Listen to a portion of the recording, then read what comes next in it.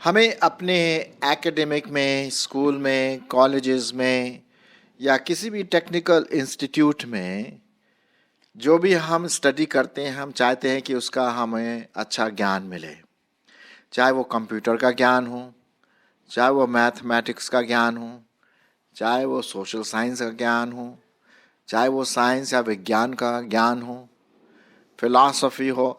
हम कई प्रकार की किताबें और बुक्स पढ़ते हैं, मैगजीन्स पढ़ते हैं, न्यूज़ देखते हैं, ताकि न्यूज़ को पढ़ करके हमें पता पड़े कि आजकल का क्या ज्ञान है, क्या डिस्कवरी हुई है, क्या खोज हुई है। हमेशा हम ज्ञान की ओर, नॉलेज की ओर देखते रहते हैं, बढ़ते रहते हैं और हमारा ज्ञान बढ़ता चला जाता है। 100 साल पहले ज्ञान उतना आधुनिक नहीं था, बहुत ही बेसिक लेवल पर था। लेकिन आज कंप्यूटर के आने से ज्ञान 100 गुना बढ़ता चला गया, 8 गुना भी बढ़ गया, अब तो 50 गुना बढ़ जाता है। क्यों? क्योंकि कंप्यूटर की सहायता से सब चीज़ें हमें बिल्कुल हमारे सामने एक खिड़की के रूप में दिखाई देती है, ज़्यादातर जो ज्ञान है। बल्कि आजकल आप देखेंगे कि स्कूल कॉलेजेस जो हैं वो ऑनलाइन हो रहे हैं। ज्ञान अब हम कितना सीखेंगे? कभी कभी क्या होता है कि बहुत ज्ञान भी हमें मूर्ख बना सकती है, ऐसा भी हो सकता है। ज्ञान तो हम ले लेते हैं, लेकिन उसका हम गलत दुरुपयोग करते हैं और इससे हमारे समाज में, हमारे व्यक्तिगत जीवन में, हमारे पारिवारिक जीवन में, आत्मिक जीवन में बाधा हो सकता है। लेकिन हमें इसका मतलब नहीं कि ज्ञान से परे रहना है। मनुष्य इसीलिए बनाया गया है कि हम सीखें, समझें और आगे अपने जीवन में बढ़ सके। ये तो हुई जहाँ तक ज्ञान की बात है, लेकिन आत्मिक ज्ञान हमें कितना है, ये एक प्रश्न है। और जैसे कि आप देख रहे हैं कि जो बड़े बड़े अक्षरों में मैंने आपके सामने लिखा है, आप बाइबल के बारे में कितना जानते हैं? हाँ, आप बाइबल के बारे में कितना जानते हैं?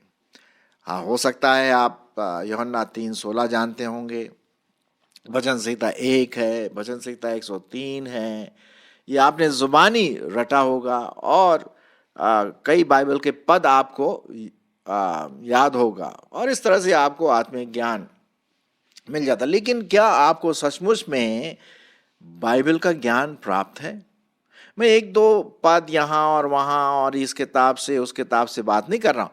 मैं देख रहा हूँ, मैं चाहता हूँ कि क्या सचमुच में हमें बाइबल का ज्ञान है जैसा परमेश्वर हमसे चाहता है, जो हम उसके बारे में जाने। क्योंकि बाइबल जो है परमेश्वर के बारे में बताती है, मनुष्यों के बारे में बताती है, मनुष्यों की दिशा और दशा के बारे में बताती है। और हम पवित्र आत्मा, प्रभु यीशु मसीह के बारे में, इस सृष्टि के बारे में, मतलब बहुत सारी चीज़ें हैं जिसके बारे में हमें ज्ञान प्राप्त होता है बाइबल से।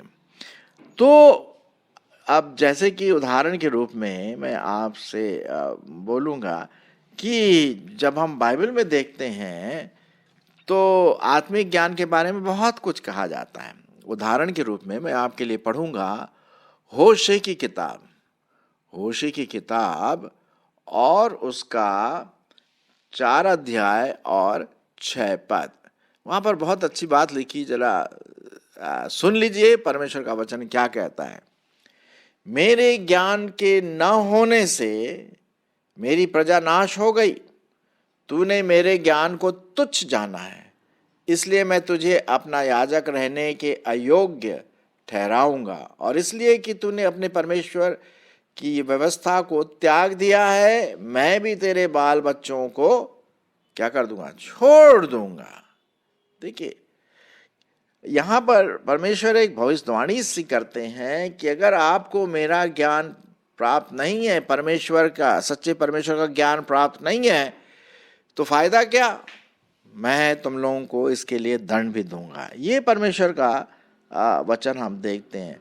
अब तिमोथी जो परमेश्वर का एक दास था और प्रभु में वो आया, पौलुस क्या लिखता है? 2 तिमोथी और 3 अध्याय और 15वां पद। 2 तिमोथी 3 अध्याय और 15वां पद ज्ञान के बारे में, कि जहाँ तक पवित्र शास्त्र की बात है बाइबल के बारे में जहाँ तक ज्ञान है, तिमोथी, तुम्हें बहुत अच्छी ज्ञान मिल प्राप्त हुआ है तुम्हारे संबंधियों से, तुम्हारी नानी से। सुनिए, 2 तिमोथी उसका 3 अध्याय और 5 पद। और बालकपन से, क्या है? और बालकपन से पवित्र शास्त्र तेरा जाना हुआ है, जो तुझे मसीह पर विश्वास करने से उद्धार प्राप्त करने के लिए क्या बना देता है? बुद्धिमान बना देता है। परमेश्वर का ज्ञान, पवित्र शास्त्र का ज्ञान, मसीह का ज्ञान हमें क्या करता है? हमें उद्धार के लिए उकसाता है, उद्धार की ओर ले जाता है। और जैसा 16वां पद भी लिखा हुआ है, संपूर्ण पवित्र शास्त्र क्या है? परमेश्वर की प्रेरणा से रचा गया है और उपदेश, समझाने, सुधारने और धार्मिकता की शिक्षा के लिए क्या है? लाभदायक है, ताकि परमेश्वर का जन एक सिद्ध व्यक्ति बने, एक पवित्र व्यक्ति बने और हर एक भले काम के लिए क्या हो? तैयार रहे। तो जहां तक परमेश्वर के ज्ञान की बात है, वो पवित्र शास्त्र में मिलता है, बाइबल में मिलता है। अब आपको कितना ज्ञान है? हम बहुत सारी किताबें पढ़ते हैं अपने ज्ञान के लिए, आविष्कार के लिए, नॉलेज के लिए, है कि नहीं? बुद्धिमान होने के लिए। कभी कभी ज्ञान हमें बुद्धि भी देता है, लेकिन अगर हम उसका सही उपयोग ना करें, दुरुपयोग करें, तो वो हमें बुद्धिमान नहीं, मूर्ख बना देता है। हाँ, ज्यादा ज्ञान क्या कर देता है? मैं घमंडी बना देता हूँ, मूर्ख भी बना सकता है। अब इसी से संबंधित मैं आपके सामने एक पर्टिकुलर व्यक्ति को लाना मांगता हूं, जिसने मेरे जीवन को छुआ। बाइबल में हम इसके बारे में पढ़ते हैं, मैं अभी आपको बताता हूं, और किस प्रकार से उसको परमेश्वर का ज्ञान प्राप्त था। पूरा उत्पत्ति से लेकर के प्रभु यीशु मसीह के आने तक की बात उसने अपने ज्ञान के द्वारा, अपने वचनों के द्वारा दूसरों तक पहुंचाई। जी हाँ, और वो व्यक्ति कोई और नहीं, स्टीफनुस है। स्टीफन यदि हम इंग्लिश में बोलें तो हम बोलते हैं स्टीफन। और उसने पूरे पवित्र शास्त्र को उत्पत्ति से लेकर के हम देखते हैं यीशु मसीह के आने तक की बात वो कह डालता है, और इस तरह से वो परमेश्वर का वचन दूसरों को सुनाता है। तो अब जब आप पढ़िए, ये पाया जाता है प्रेरितों के काम उसका 7 अध्याय, 7 अध्याय, प्रेरितों काम उसका 7 अध्याय, acts of the apostle chapter 7। ये पूरा चैप्टर, ये पूरा जो भाग है, वो हम देखते हैं कि स्टीफनुस एक मैसेज के रूप में, परमेश्वर के वचन के रूप में, उत्पत्ति से लेकर के यीशु मसीह के आने तक, उसके आने का उद्देश्य और उसके मारे जाने का और पुनरुत्थान के बारे में बात करता है। अब उसको ये ज्ञान कैसे प्राप्त हुआ? क्योंकि वो पढ़ा, उसने स्टडी किया होगा, ऐसे वैसे नहीं आया। उसने अपने आप को डिसिप्लिन किया। और यदि आप कभी, जब आपके पास टाइम हो ना, तो एक बार जरूर पढ़िए पूरा अध्याय, एक बैठक में पढ़िए, ज़्यादा टाइम आपको नहीं लगेगा, 15-20 मिनट से ज़्यादा नहीं लगेगा। और आप देखेंगे कैसे सिलसिलेवार वो एक के बाद एक वो उत्पत्ति, निर्गमन, व्यवस्था, विवरण, और फिर उसके बाद दाऊद के बारे में, और फिर नए नियम में प्रभु यीशु मसीह के बारे में आता है। तो ये ज्ञान जो है, ये हमारे लिए बहुत आवश्यक है। हम जाने कि बाइबल क्या कहती है, बाइबल क्या उद्देश्य है बाइबल का, हमारे जीवन के लिए, मनुष्य के जीवन के लिए, अनंत जीवन के लिए, उद्धार के लिए, और कई प्रकाशन परमेश्वर के बारे में हम यहाँ पर पढ़ते हैं।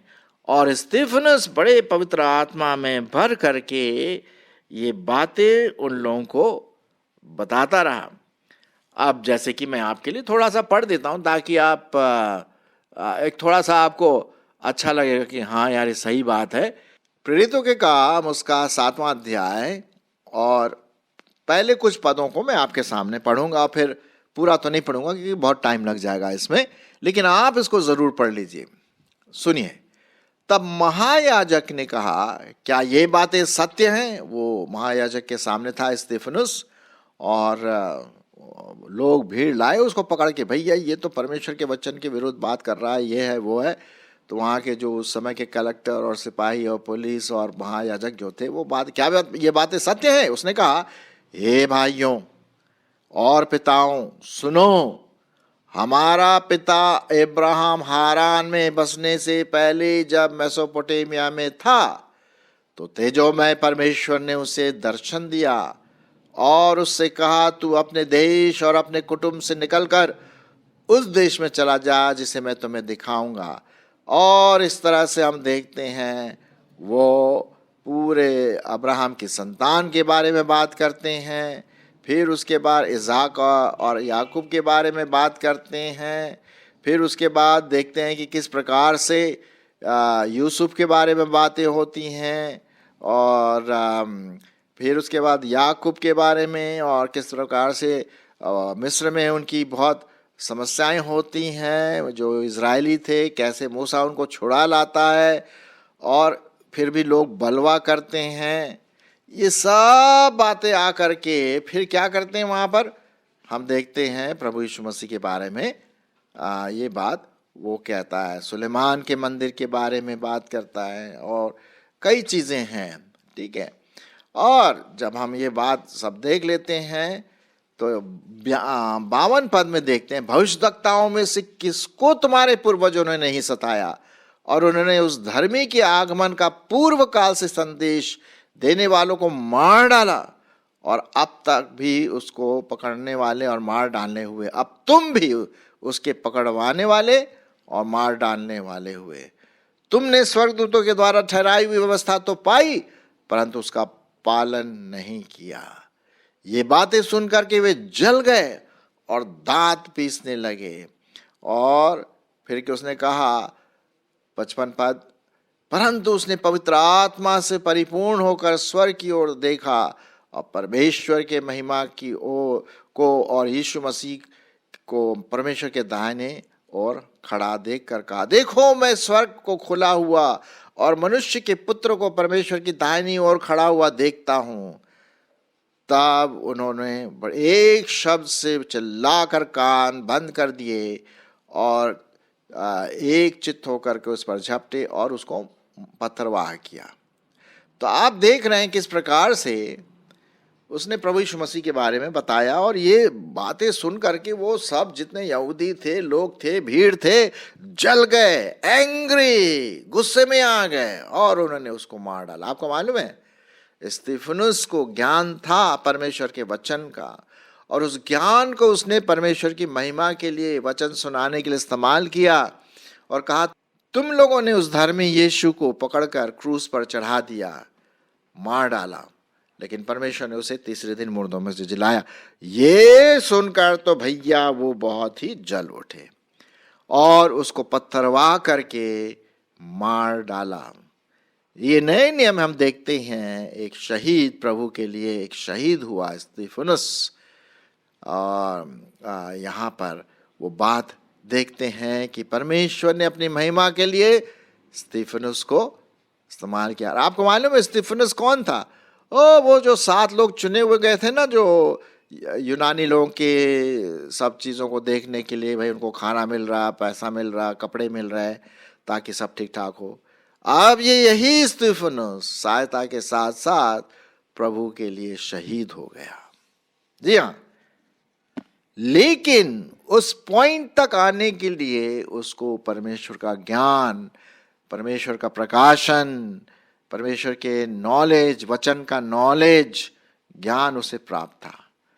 प्रश्न मैं आपके सामने आज रखना मांगता हूं कि क्या हम परमेश्वर के वचन को बड़ी गहराई के साथ पवित्र आत्मा में होकर के वचन को समझते हैं, पढ़ते हैं? क्या परमेश्वर का ज्ञान हमारे मन, दिमाग, व्यक्तित्व में है या नहीं है?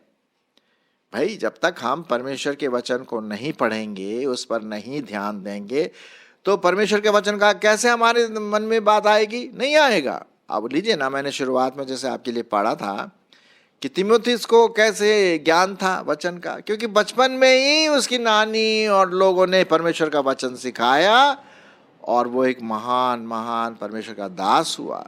तीमुथि, हाँ, क्या आपके पास परमेश्वर का वचन अपने दिमाग में है? अब ऐसा होता है कभी कभी हम बाइबल तो अपने साथ ले नहीं जाते, चाहे हम ऑफिस में हो या कॉलेज में हो या किसी काम में हो या पार्क में हो, कहीं भी जब जाते हैं तो बाइबल यूजली हम साथ नहीं ले जाते हैं। बाइबल यूजली हम संडे को अपने साथ ले जाते हैं जहाँ वचन का प्रचार होता है।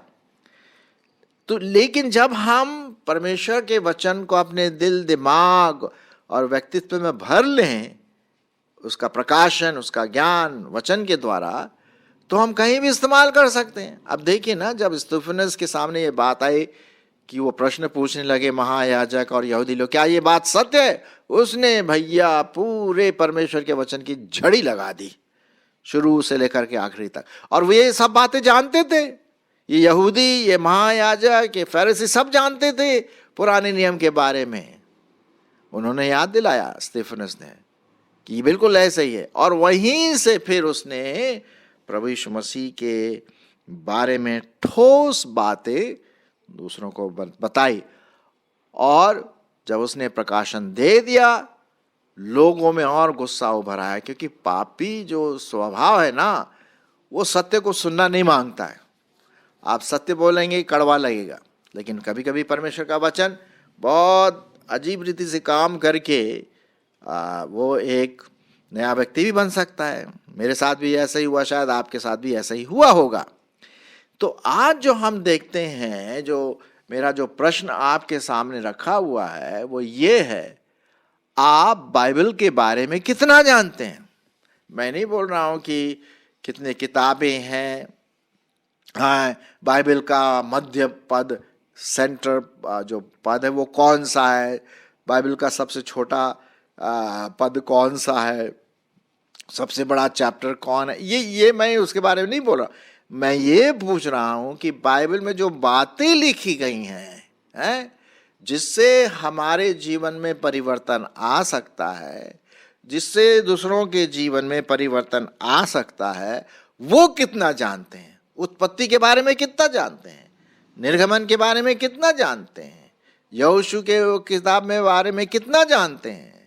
दाऊद की किताबें, उसमें कितना जानते हैं? भजन संहिता, यशाया, यहेजकेल, यिर्मयाह, मत्ती, मरकुस, लूका, योहन्ना, आप और मैं कितना बाइबल के बारे में, प्रभु यीशु मसीह के बारे में जानते हैं जो वचन में लिखा हुआ है? प्रेरितों के काम के बारे में कितना जानते हैं? रोमियो के में क्या लिखा है आपको पता है? पहला कुरिन्थियों, दूसरा कुरिन्थियों, इफिसियों, गलतियों, ये सब जो हैं पत्रियां, इसका विषय क्या है?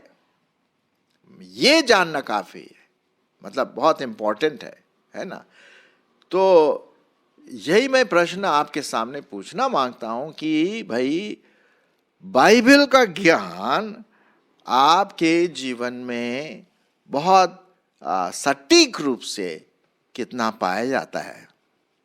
और यदि नहीं जानते हैं आप, तो फिर आज ही से आप पढ़ना शुरू करिए भाई, ध्यान से नोटबुक बनाइए। अगर आपको याद रखने में परेशानी है, या बाइबल के अंदर लिख सकते हैं, या अपना एक अलग नोट बुक बना करके शुरू करिए बाइबल पढ़ना, या बाइबल सुनना भी, जैसे भी आपको सुविधा होता है। और इस प्रकार से आपको स्तिफनुस के समान परमेश्वर का ज्ञान प्राप्त होना जरूरी है कि बाइबल मैं कितना जानती हूँ, बाइबल में क्या लिखा हुआ है। ये सब बातें आपके लिए बहुत जरूरी है। आइए हम एक डिसिप्लिन, अनुशासन के साथ परमेश्वर के वचन के बारे में जानें, अध्ययन करें और परमेश्वर के अनुग्रह से उसका अनुसरण भी करें। धन्यवाद।